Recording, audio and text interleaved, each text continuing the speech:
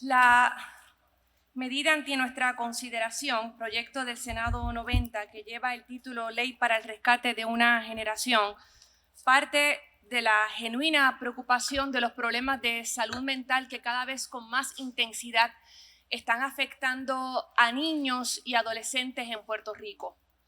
Me parece, sin embargo, que la propuesta, tal y como está presentada en esta medida, tiene profundos problemas conceptuales que la harán prácticamente imposible de manejarla de forma operacional. En primer lugar, en toda la medida se advierte que hay una confusión entre tres poblaciones protegidas: los estudiantes cobijados por la sección 504 de la Ley de Derechos Civiles, los estudiantes con diversidad funcional que responden a alguna de las categorías identificadas en IDEA, que es el Estatuto Federal que gobierna al programa de educación especial, y los estudiantes con algún padecimiento de salud mental.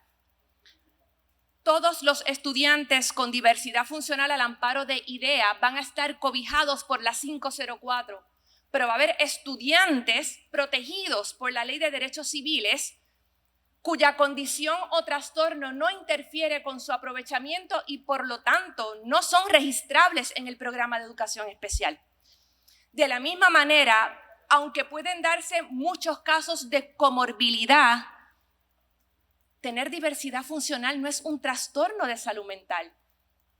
Nuestros niños y niñas síndrome Down o con déficit de atención o con síndrome de Tourette o que están diagnosticados dentro del espectro del autismo no son necesariamente pacientes de salud mental, aunque sí en algunas instancias, precisamente por las condiciones provocadas por la falta de servicios, los rezagos y la frustración consecuente, los problemas de socialización pudieran llevar a un doble diagnóstico, pero son poblaciones totalmente separadas, cada una, en el caso del 504 y de los estudiantes cobijados por IDEA y por la Ley 51 en Puerto Rico, con unos procesos ya establecidos que no siempre van a coincidir.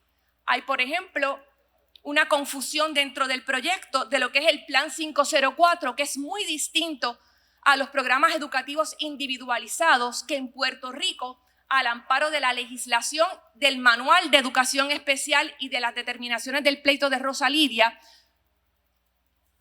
son preparados por el Comité de Programación y Ubicación.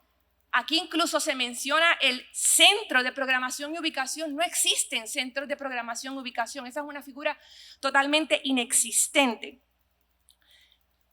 El proyecto tiene la intención, que a mi juicio necesita ser revisitada, de que el Departamento de Educación se convierta en la entidad que garantice que se den servicios de salud mental a su población, un asunto que compete por mandato de ley a AMSCA bajo la sombrilla del Departamento de Salud.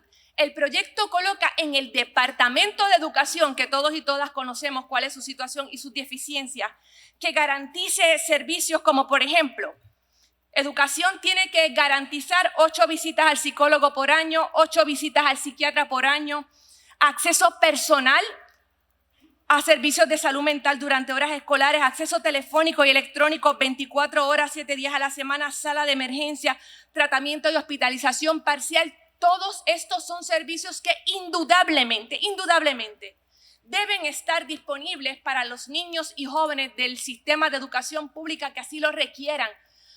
Pero el Departamento de Educación no tiene la competencia. Pero si llevamos 40 años, litigando para que provean los servicios que sí competen a su conocimiento especializado, que son los servicios a los niños y niñas de educación especial, y los avances han sido muy pocos.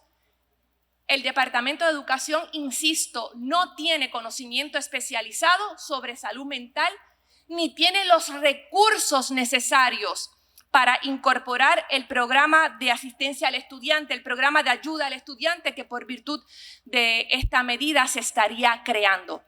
Aunque existe en el proyecto un mandato al Departamento de Educación para que gestione los recursos suficientes para poner en marcha este programa, no aparece ni en la medida ni en el informe, ni siquiera un estimado cercano de cuánto estaría costando este programa, ni de quién estaría prestando los servicios. Para comenzar, actualmente en Puerto Rico solamente hay 300 psiquiatras.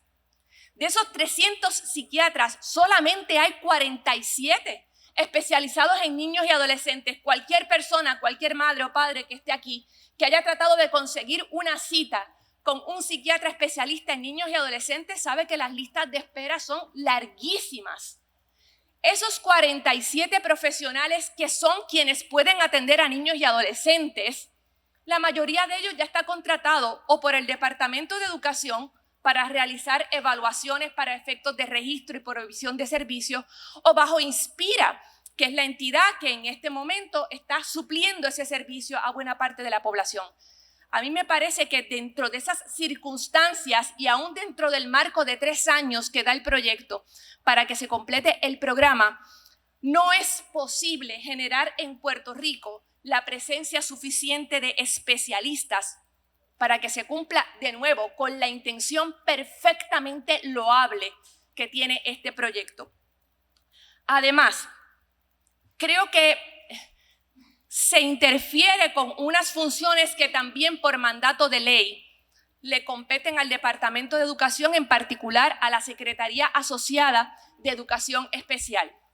Dispone el proyecto que el programa de ayuda al estudiante, que se crearía por virtud de la medida, estaría encargado de la redacción, discusión y acuerdo de ubicación de estudios, acomodos razonables y servicios relacionados a ofrecerse para el estudiante durante el año académico en el documento del Plan Educativo Individualizado o Plan 0504, según amerite y determine el Comité de Programación y Ubicación de Educación Especial. Volvemos. Estudiantes 504, estudiantes de educación especial no son necesariamente pacientes de salud mental. Y me parece peligroso colocar este estigma sobre ellos y sobre ellas. Además, esa función de redacción del PEI, que ahora mismo la realiza el COMPU, añadirle una capa burocrática. Y de nuevo, los que hemos hecho el tránsito por los trámites del departamento, sabemos lo difícil que puede ser el lograr siquiera que se constituya legalmente el COMPU. Si a eso le vamos a añadir una capa burocrática, a menos que el efecto sea desplazar absolutamente a la Secretaría Asociada de Educación Especial, que no digo yo que no necesite una reformulación, pero me parece que desplazarla de sus responsabilidades sobre el programa educativo individualizado, que son responsabilidades asignadas por ley, por el manual y por las estipulaciones que se llegó en el año 2002 en el pleito de clase, me parece que no es el camino correcto. Hay otras determinaciones u otras propuestas en el proyecto que me parece que también resultarían problemáticas, sobre todo para los estudiantes con diversidad funcional. El que las determinaciones al amparo de esta medida sean revisables mediante la Ley de Procedimiento Administrativo Uniforme también es una propuesta contra el derecho vigente. Existe un mecanismo administrativo especializado para los estudiantes del programa de educación especial. Dicho sea de paso, la inmensa mayoría de las querellas resueltas a favor de las familias, pero el mecanismo que se propone aquí de el EPAU va encontrado con las disposiciones que por mucho tiempo se han puesto en marcha a través de la Unidad Secretarial para el Procesamiento de Querellas y de Remedio Provisional. Algunos de los términos que se proveen, como obligar a que un panel resuelva en el término de 24 horas, aún en aquellos pacientes que estén o estudiantes que estén reclamando servicios de salud mental, me parece que tampoco se corresponde a la realidad de los recursos con los que contamos o a la prudencia con la que se deban tomar las determinaciones sobre los servicios que aspira a proveer el proyecto del Senado número 90. Por tales razones, porque creo que se necesita una planificación más cuidada, porque creo que el Departamento de Educación, según lo que se refiere en el informe, presentó una ponencia muy pobre en la que ni aborda específicamente el tema de los costos y me parece que no hay claridad de entendimiento sobre los efectos en la Secretaría asociada. Este es un tema que debería discutirse con mayor serenidad y que pondría en peligro al programa de educación especial, que de nuevo creo que tenemos que reformularse, que tiene que reestructurarse, pero no a través de la virtual desaparición de la Secretaría asociada por virtud de un proyecto en el que se confunden las diversas necesidades del estudiantado de las escuelas públicas. Le votaremos en contra de la medida. Señor presidente, turno de rectificación. Adelante, compañera. Gracias, señor presidente. El turno que acaba de consumir la senadora es un ejemplo del problema conceptual. O sea, ya acabo de escuchar unas cosas que el compu y el PEI son similares. No, el PEI es un papel, bueno, o un elemento digital ahora a través de MIPE. El PEI es programa educativo individualizado, es un documento. El compu no es un documento, el compu es el Comité de Programación y Ubicación constituido de la manera que lo establece la ley. Es un grupo de personas. El compu se sienta y redacta el PEI. Confusión completa en lo que acaba de decir la compañera senadora. No hay tal cosa como consejos que revisen. Eso no existe dentro del manual, ni dentro de los procedimientos, ni dentro de la ley 51. Una vez el compu produce el PEI, es firmado por los padres o por la madre y con la participación de quienes están allí, esa se convierte en la ley entre las partes. Ese es el contrato que tiene el Departamento de Educación con esa familia. Lo que se está diciendo aquí no es que esto va a pasar a un comité de expertos, no, que esto ahora va a pasar a otra oficina. Y someter el PEI a un espacio adicional de revisión violenta los derechos de los niños y niñas con diversidad funcional. Punto. Ya tenemos bastante con el viacrucis que tienen que pasar nuestros niños y niñas para que ahora también tengan que cargar con el estigma de que todos son pacientes de salud mental, de que caen todos en el mismo espacio, de que es lo mismo el 504 con el que está bajo IDEA. No, y estos son asuntos con profundas repercusiones. De nuevo, sí, aquí tenemos que revisar cómo está funcionando el Departamento de Educación. Aquí tenemos que revisar la manera en que se están fiscalizando a través de la monitora judicial las estipulaciones que sobreviven del pleito de Rosalía. Todo eso hay que hacerlo, pero no de esta manera. Y el proyecto, senadora, no se trata de presentar enmiendas. El proyecto no es enmendable. No es enmendable. Por no hablar de que, bien intencionada como pueda ser cualquier propuesta, aquí estamos hablando de un costo altísimo que tiene como mínimo que ser estimado. Aún bajo los costos reducidos que está pagando ahora, por ejemplo, el Plan Vital, la consulta más barata con un psiquiatra, que es un MedCheck, ¿verdad? Que un niño quizás esté recibiendo otros servicios, son $40. Una consulta más delicada, una consulta que puede incluir en efecto una sesión de terapia, está entre los 140, entre los $150. Si vamos a prometerle a nuestros niños y niñas que van a tener accesible ese servicio, y ojalá y lo tuvieran, pero me parece que el ejercicio responsable, como siempre se menciona, ¿no?, es que debería haber un estimado de cuáles son esos costos y una noción de quién lo va a proveer.